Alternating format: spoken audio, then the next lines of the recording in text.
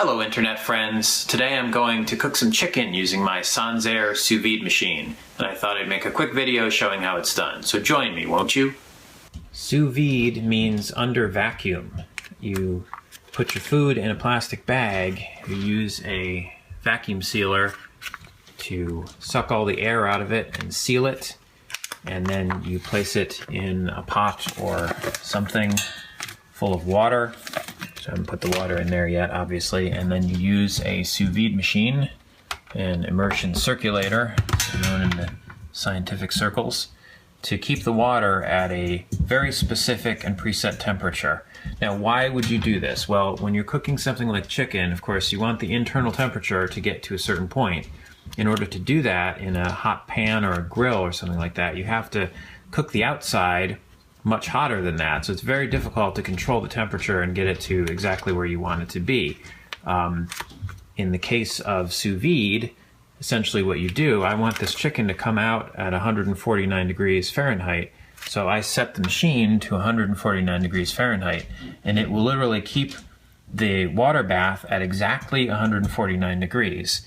So when I throw the chicken in there, it can be in there for anywhere from 1 to 2 hours, and according to the laws of thermodynamics, it's never going to get over 149 degrees. In fact, it's going to eventually come to the same temperature as its surrounding water bath, exactly 149 all the way through, perfectly even and juicy, and it's very forgiving of time. The only thing that will happen if you let it sit in there for, in the case of something like chicken, where it's kind of a, white meat chicken is kind of a soft meat, so over many hours it could get mushy, but it's not going to overcook. So really it gives me the opportunity in this case to essentially set it and forget it, as they say, and come back in an hour or two, take it out, and it'll be done.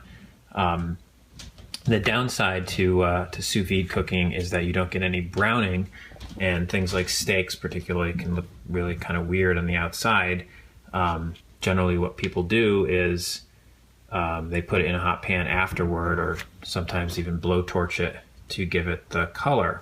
In the case of this chicken here, I'm going to be using it in a pasta dish with cream sauce, so it really doesn't matter whether it has any color on the outside or not. I might throw it in a pan just to give it a little more of that brown flavor.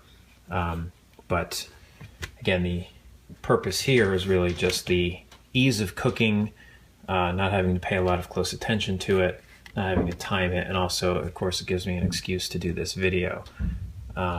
So I'm going to get my pot set up, preheat the water, and I'll come back in just a minute.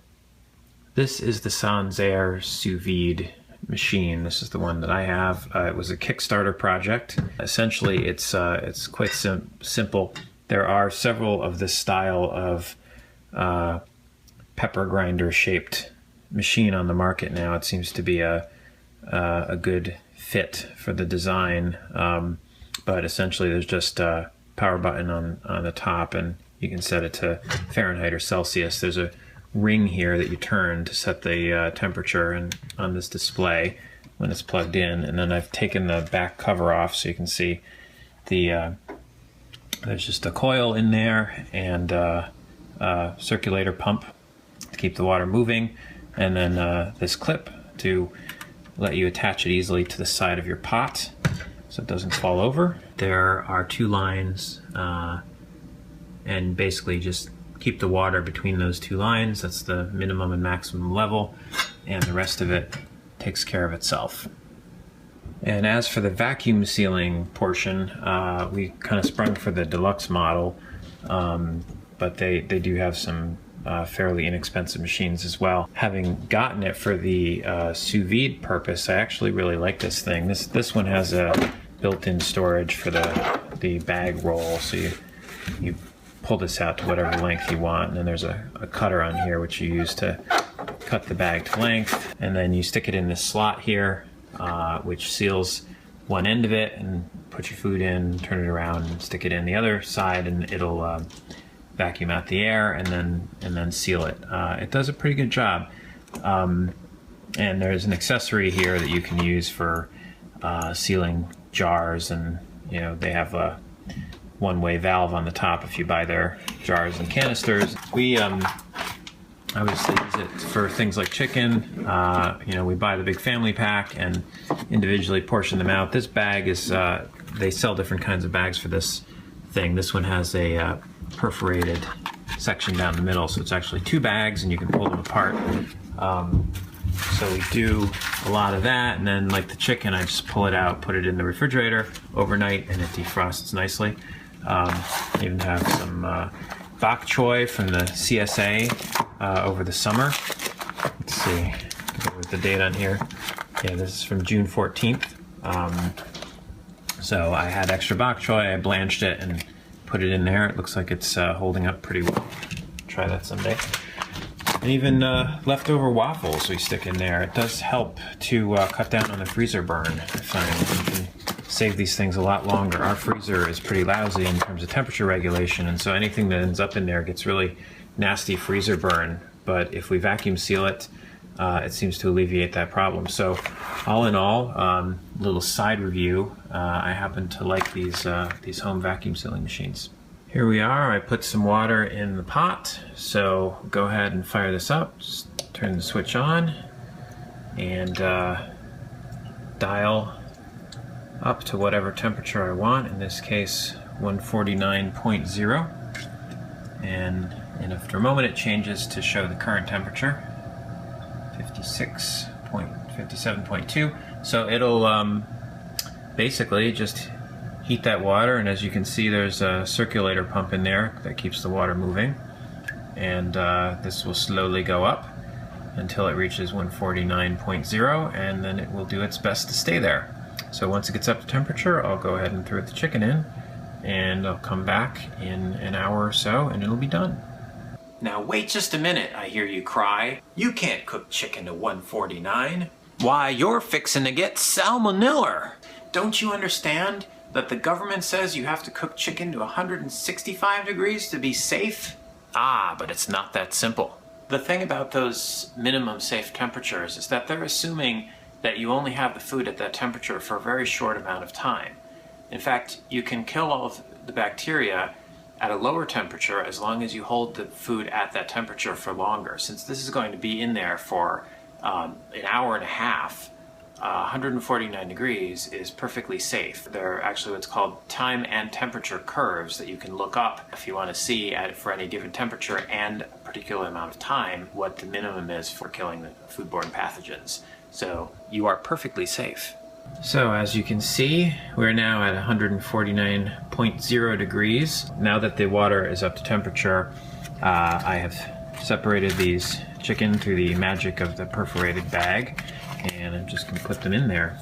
And that is all that it takes. You can do this without a vacuum sealer. You could just use a Ziploc bag and sort of push all the air out. At that point you might need to do something to keep them underwater. The temperature obviously is going to drop a little bit because I've just put some refrigerated food into the pot. This machine has a reasonably powerful heating element. I forget how many watts it is off the top of my head, but it does a good job at recovering the temperature rather quickly and keeping it there. So soon that'll be back up to 149, and I can just let this go for, as I said, approximately 1 to 2 hours. And I'll be back after that to show you the results. This has been in here for an hour and 40 minutes now. We were able to go out and take care of some errands. Didn't really have to worry about the cooking here. So I'm going to pull these out and we'll take a look and see how they are. So let's just shut this off and extract our chickens from their bath.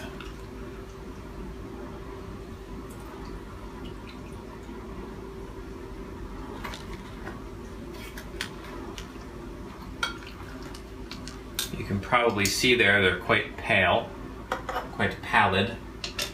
As I believe I said earlier, one of the effects of sous vide is you don't get any browning whatsoever on the outside, so some things look a little less than appetizing. That can easily be cured with a quick sear, and if you're really cool, you get a blowtorch. Gonna remove this paper towel and dump these onto the plate. So I pulled these out of the bag just a minute ago. Let's take a look here and see. We're shooting for 149, and as you can see, we got 149. I'll call that 149 because after all, they've been cooling for a minute while we got them out of the bag and got the camera ready. So the magic of sous vide. I'll take a peek inside because I am going to cut these up for a pasta dish, so it doesn't really matter if I cut them open. But essentially you can see it's cooked all the way throughout, exactly the same. And the outside is kind of blah because they're not seared off, which you could easily do. I'm not going to bother, but anyway, that's how sous vide works. It's a convenient way to cook. It's also a way to make your proteins all cooked all the same way throughout, and generally speaking, there's not much fuss involved. So I'm going to go ahead and finish working on the dinner. Thanks for watching.